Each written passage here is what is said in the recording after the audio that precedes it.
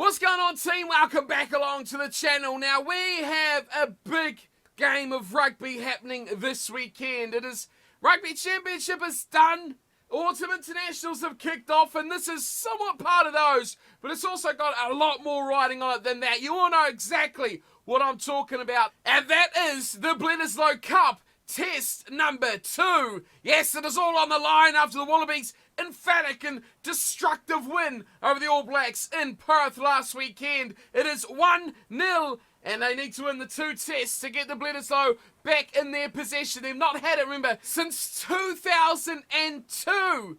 That is almost 20 years without a Bledisloe Cup. We won't get too excited. It's only about 17 at the moment if they win it this weekend. But it has been quite the dynasty of Bledisloe Cup victories for the All Blacks. Will it end this weekend? We will find out as Eden Park plays host to Bledisloe test number 2. And we're going to have a look today at the 2 sides that have been named and what I think is going to happen in this test match. Of course, more so than the Bledisloe Cup reign is how long it's been since the All Blacks were defeated in Eden Park. It has been a long time since they last lost a test match there as well. So there's a couple of big records and big performances required either way for this cup to go to either side. Obviously, the All Blacks have to start as favourites just the fact that it's at home, or do they, after the Wallabies just dismantled them last weekend? Okay, so let's kick things off here and have a look at the 2 sides for this matchup. We'll start off with the All Blacks and say are playing at home, and then we'll have a look at the Wallabies who are travelling across the ditch. All what few hours that it is. Travel's not an issue here at all, is it? Not like we've talked about in the past this year with teams from Argentina and all over the globe making that big travel. But no, the All Blacks, Eden Park, and this is the team they have gone with. Straight away, when you look at the front row, there's already a little bit of a, here's a change. They've made a number of changes throughout the side here. And Joe Meady will start with the number 1 on his back. Dane Coles will be there with the 2. And a new man, no Owen Franks, no. It is Nepo Laulala starting on the tight head side of the front row.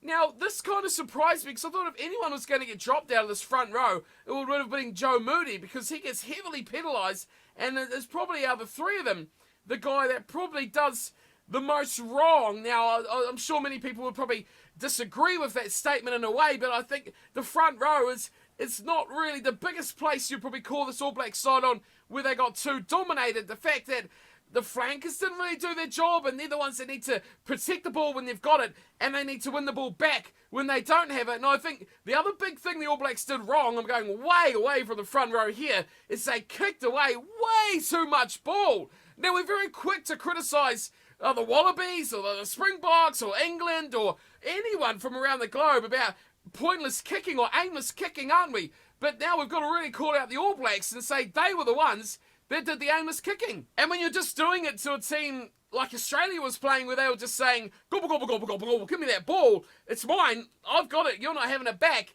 that made it very difficult for the All Blacks to even get into that game. So, back to the front row. We've gone around in a big circle, the whole team almost, and come back to the front row. Yes, I think, sure, the front row did perform at its best, and I do think the Wallabies certainly have got a little bit of an advantage there, especially after that last weekend's performance. But Owen Franks, definitely a bit of a scapegoat there on those 3 who certainly, any which one of them, I guess, could have got the chop there, especially out of Moody and Franks themselves. But a big chance for Nepo Laulala starting in this huge match. But let's be completely fair and honest about it. The All Blacks have loved Nepo Laulala for years and years now. And injury has been the only thing that's really stopped them from not having, 50 or so tests by now. That's how much they really like this kid, Nepo Laulala, and he is going to, there's a reason for it, so he's got to step up here in this big match. But then again, you want to talk about stepping up, you should speak about the other guys in the front row, Joe Moody and Dane Coles. Those guys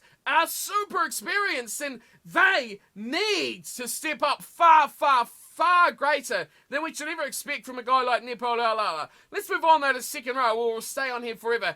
A change here as well. Sam Whitelock will stay in the number 5 jumper, but it will be Patrick Tuipulotu who will be alongside him in the second row. Now, yes, there's a lot of talk about the diminishing stocks of our second rowers in the All Blacks or in the New Zealand environment right now, which I couldn't really agree with at all. There are some great players in the week. I've been calling for a guy like Kauli Toyota from the Blues, who has been a standout for mine. And if it wasn't a World Cup year, I would be wanting him to be certainly in this mix. And even if it is a World Cup year, why not get him involved? If we're going to have this many problems, if we're going to have Retallick, who's going to be marginally fit by then, Scott Barrett, well, I mean, what's going to happen to his World Cup campaign? He's out for 3 weeks, obviously, from that, 3 matches from that yellow card. So he's going to be back before the World Cup kicks off, which for the All Blacks, that's great. For anyone who wants to argue with Judiciaries, I'll leave that to you. But yeah, Tui Pelotu, I don't know, the best man for the job. I think he's the man that's got the experience in that position. But I think there's certainly a lot of talent that could certainly come into that second row in the All Blacks from domestic Mitre 10 Cup Super Rugby sort of level. So it's not all doom and gloom there. I certainly would not say that. But Tui Pelotu certainly doesn't make it look like there's that much great depth going on in that area. He'll get the start, and again, he's much like the others in the front row. He needs a really, really big performance. The back row has stayed the same. Ardie Savea, Sam Cane, and Kieran Reid. Now, I'm interested to what people think, because they got bullies.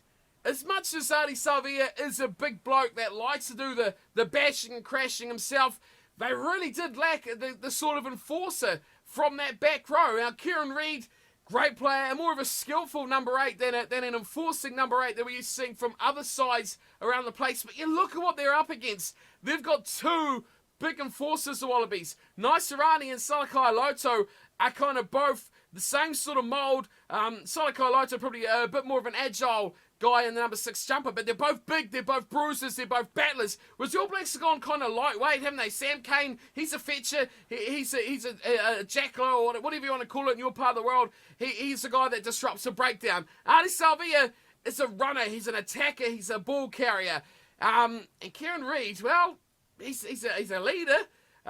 He adds a little bit of everything. He gets around the field, he's a defender, but he's not an enforcer, he's not a bruiser. And I think that's what that back row really does miss. Can they turn this 6-7-8 combination into something that could get a bit of bruising going on? I'm unsure. Savea's the man that's got to do it. He's the guy in the number 6 jumper that's got to do it. And I think they really need a guy like Liam Squire to come back in. And as much as I agree that Savea has to start, he just can't. He doesn't fill that role in 6 well enough. It's like a guy like a Squire, or, I mean, what's wrong with Shannon Frizzell at the moment? But that impact off the bench he makes is just phenomenal, and I think if the All Blacks want to seriously and realistically compete for a World Cup, that is what they're going to need come those big, big games. But today, he's going to be starting for the All Blacks in that position. I think there's still a bit of water to go under that bridge in regards to that number 6 jumper.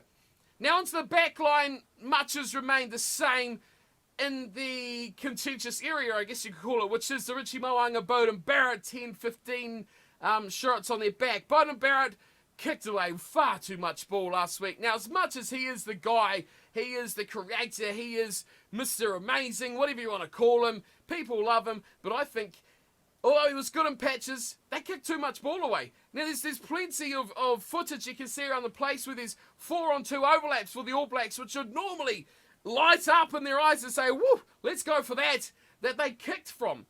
And then when you've got a guy like Kurtley Beale, who's a smart footballer covering at the back, he eats them up and he deals with that, no problem whatsoever. They need to hold the ball, the All Blacks. Hold on to the ball, stop kicking it away, play the ball. The Wallabies didn't have that rush defence like the Springboks and the Pumas had. They've got time. And it seems so bizarre. It's like they're so frightened by the fact that this defence is going to smash them. They've got to do something like a flash. And that's what it looked like against the Wallabies. They just looked like they were struck in headlights. And the defence was fairly pedestrian, I guess, compared to what South Africa and Argentina had thrown them at the previous couple of games. They need to take their time. They need to hang on to the ball. And they need to give the backs some chances. Now, let's look at the rest of the back line. Aaron Smith's at 9, by the way, as you can see. Sonny Bill Williams is at 12. Antonina Brown, 13. But both the wingers, chop, out of there. Of course, Jack Goodhue's injured, so that's why he's out of that centre partnership. But no Ioane and no Ben Smith. So big calls, according to Steve Hansen this week. They've been dropped. take from that what you will. But either way you look at it, there is some youth, and that is a real area that I've been saying for probably 2 seasons now. The All Blacks just don't have the depth in wingers. Where's Waisaki Naholo? I mean, is it that bad? Is he really playing that badly? He's not even in the mix. And don't get me wrong, big fan of George Bridge. Unconvinced of Sevu Reece currently, but he's done great things in Super Rugby this year. Braden Nenor, great player. Really like to see them in the mix. But there is players out there that can fill the role, and that's what's annoying about seeing Ben Smith. He's kind of killed his game being out in the wing. He's not as effective, he's not as impactful, he can't time his plays as well. Sure, a guy like Beauden Barrett can, but that's where Ben Smith was around as one of the best around in the world. Of course, Beauden Barrett will be at 15, and a big opportunity now for Bridge and Reece to make a claim for their name here going into the Rugby World Cup. Of course, they've got to get the ball, and that is something that their predecessors failed to do. They've got to get the ball, and these guys make something happen. If you give them space, they'll make it happen. But again, it goes back to what we talked about just before. You've got to give them the ball, and to give them the ball, you've got to have the ball.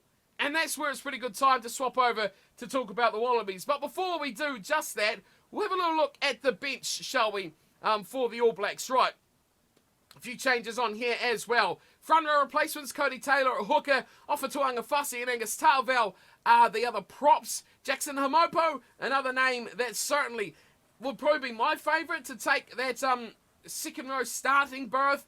But I mean, Hamopo has got that versatility, especially like we talked about last week with Matt Todd on the bench. You've got 3 7s, no 6s or 8s in there at all. So if a guy like Savia goes down, I think Hamopo is more suited to this positional role on the bench, that he can cover both of those kind of roles.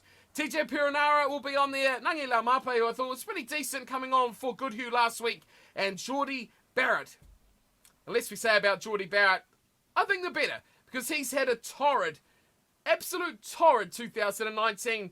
And, hopefully too much doesn't rely on him at the end of this matchup, because it's not been his greatest day. And can you see him coming on for his brother at fullback? That's where I think he's at his best. So the number 15 jumper, I don't think we're going to see him there at all. And what worries me is they're going to put him on for one of those 2 wingers in Bridge and Reece. He's not a winger. He's really not a winger. Let's move on to the Wallabies, shall we? Okay, so there's not so much to talk about with this Wallabies team, because they've gone, we won. We won. We beat the All Blacks. Holy hell. Don't change anything. Don't change anything at all. So the front row, Scott Sio, Tolu Latu, and Alan Alatoa. Into the second row, there is a one change. Injury enforced, of course, Rory Arnold out this week. So Isaac Rodder's got a new partner in Adam Coleman. Don't lose out too much there, do they? Rory Arnold, though, fantastic season I think he's had. But Adam Coleman more than capable at coming in to fill his position. The back row, exactly the same. Lukan Salakai Loto, Michael Hooper, and Isit Naisarani at number 8. Now, there's not too much to talk about this here at all. These guys played brilliantly last weekend. I think guys like Scott Sio, Tolu Latu, really were strong carrying the ball. But I think probably you've got to give them the most praise for, especially following up from that game versus Argentina a fortnight ago now, is that they held the ball. They didn't drop the ball. They looked full of intent. They were strong carriers. If they didn't have an option, they just bulldozed forward, and they were hard to stop. They were determined, and as it's been in the media this week, they were desperate.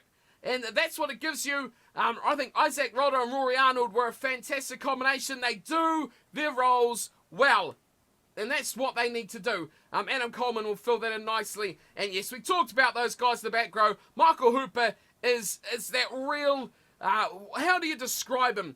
He is like a bug. He's everywhere. He gets under players' skins.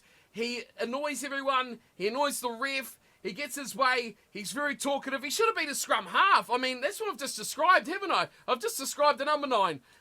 He's close enough, though. He's only one jersey in between him and a 9. But yeah, he's in great form. Not with the ball in hand, but he's in great form off the ball, talking and getting under people's skin. And I think he's all to credit for what happened last weekend in Perth. Was all Michael Hooper. He was the whinger. He complained, he moaned, He got under skin, he forced retaliations, and he got away with a lot. Now, it goes both ways. And often you see it, the retaliation gets punished more than the actual fact. So it's all about that top 2 inches, isn't it? You can do something, and if you get the retaliation, you're in the clear. And Michael Hooper, boy oh boy, he pulled those strings perfectly in Perth, and he got the retaliations, and he got everything going his way. And yes, he got smacked, he got bruised, he got pummeled, but let's be fair, what good number 7 doesn't get smacked, bruised and pummeled and blooded and everything like that? He had a great game. He didn't do anything special in the game, but he had a fantastic game at disrupting the All Blacks' defence, disrupting their flow, disrupting their calmness, I guess you could say. He flustered them. And that's what Michael Hooper can do very, very well. The fellow back rowers and the second rowers, just bullies, bulldozers. They just run strong and hard. And I think Salakai Loto and Naisarani, those jerseys are there. And they're theirs for the rest of the season. Rugby World Cup is all theirs because those two guys so strong in the breakdown, so strong with ball in hand. And they, like we talked about before, with the All Black back row, big reason there, they were pummeling through those breakdowns, giving them no chance at all, just crashing through, easily securing their ball.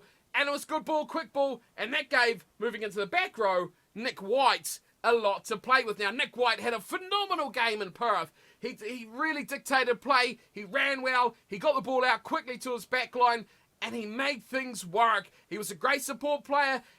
He really had the best game I've seen from an Australian scrum half in a long, long time. And we've seen some good performances from Will Kenny in the past, but this one from Nick White was top shelf. And what's amazing about it is it gave Christian Lealiifano the ability and the time to just play his game. Now, Lealiifano, we spoke about last week, is very calm. He just takes his options, takes his time, views what's around him, he analyses, and he's a very, very good player to have at number 10. And now, Nick White really took a lot of pressure off him. He took breakdown pressure away from him.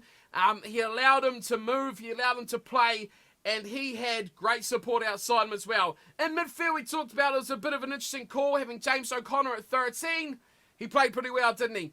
He played quite well. And as that game wore on, probably 60 minutes or so, or 55 minutes on, Samu Kerevi was the ultimate bulldozer. He played a fantastic part. I think Australian fans will be replaying that Kerevi-Beauden Barrett meeting over and over and over. They saw Beauden Barrett go woo woo woo woo wee, rolling backwards on his ass. Now that will be that'll be something that'll be highlighted by people like Fox Sport for a long, long time. But for Australian rugby, that is a huge, huge highlight. James O'Connor, though, he's got to stay on the attacking front foot. He's got to really feed off what players like Reece Hodge and Curtly Beale give him. And, of course, Kerevi as well will give him space because he demands a couple of defenders to stop him in his tracks. That gives O'Connor space, and that can ultimately free up space for guys like Koroibete and Hodge. Now, Reece Hodge, great player, consistent player, nothing amazing, but if he gets a chance, we've seen it last week, he puts it away. And he got a couple of chances. He's a good player around the field. He goes, he finds work because he knows he can adapt.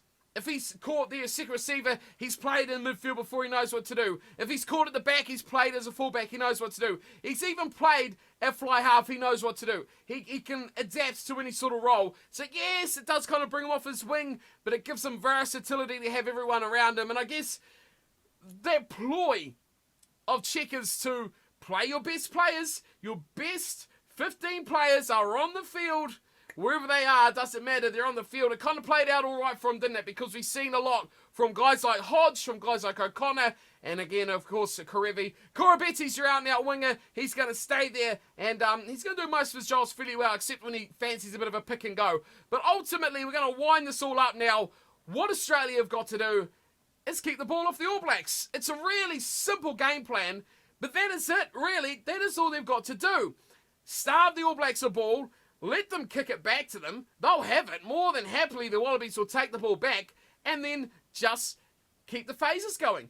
Keep the ball in hand. Catch the passes. Don't do anything silly. 50-50s, hang on to it. Don't worry about it. Just keep it in possession. That's what they need to do. Shut the All Blacks out. Take the crowd out of the game. Put some points on the board early. And who knows what can happen. It's going to take an epic performance from the Wallabies. And I don't think we're going to see anything like a red card or something like that happened again in this matchup. But I probably guarantee we'll see a yellow card happen. Maybe 2, even 3. Who the hell knows these days? It's almost a guarantee you're going to get 1 in a game, isn't it? At least a yellow card somewhere along the way. So discipline has been highlighted heavily throughout the week, so these two sides have to be on top of their game and make sure that they don't let that slip at all, because I think the refs are going to be onto it. If there's any neck rolls, if there's any high tackles, if there's any shoulder tack, anything like that, I think we're going to possibly be in for a heavily refed game in this second Bledisloe test match. But Wallabies, hold on to the ball. Don't give it away. Don't give away silly mistakes. Don't give away silly errors. And this could be your match for the taking. And the Wallabies, boy, what a boost that would be to have a back-to-back win against the All Blacks and take home the Bledisloe. But, of course, remember, since 1999, every rugby championship season in a World Cup year, the All Blacks have always lost the first Bledisloe Cup match, except for 2003. So we can't sit here and say this is a huge shock, this is a huge surprise, because it happens every 4 years. Is it going to be history repeating itself once more? Or will we see a change, a buck of the trend from the Wallabies? Because the All Blacks, more than happy to lose the Rugby Championship, because they know the last 2 they've lost, they've won the Rugby World Cup, and that is what this season is all about. But they'll win the Bledisloe. Don't count it against that, because they'll want to win this game for sure. And history seems to be slightly on their side. Let me know what you guys all think about the matchup this weekend. Before we go, it is time to have a look at the predictions for the matchup.